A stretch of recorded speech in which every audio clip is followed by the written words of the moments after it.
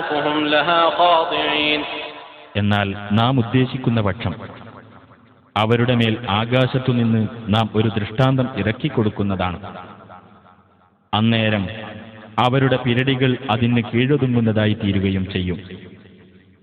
ഇതാ ഇന്തോനേഷ്യയിൽ സംഭവിച്ച ഒരു ദൃഷ്ടാന്തം, അതായത് പണിയെല്ലാം പൂർത്തിയായ ഒരു പള്ളി, ആ പള്ളിയുടെ മിനാരത്തിന്റെ മേൽഭാഗത്ത് വെക്കേണ്ട കുബ്ബ മാത്രമേ ഇനി വെക്കാൻ ബാക്കിയുള്ളൂ. അപ്പോൾ ആകാശത്തിന്റെ ഒരു ഭാഗത്ത് നിന്ന് ഒരു പട്ടിൽ പൊതിഞ്ഞ കുബ്ബ എന്ന് തോന്നിപ്പിക്കുന്ന തരത്തിൽ ഒരു സാധനം പറന്നു വരുന്നത് കണ്ടു. ജനങ്ങളെല്ലാം ഓടിക്കൂടി തക്ബീർ മുഴക്കാൻ തുടങ്ങി. അതേ, അത്ഭുതമെന്ന് പറയട്ടെ, അത് കുബ്ബ തന്നെയാണ്. അത് ആ മിനാരത്തിന്റെ മുകളിലാണ് പോയി പതിഞ്ഞത്.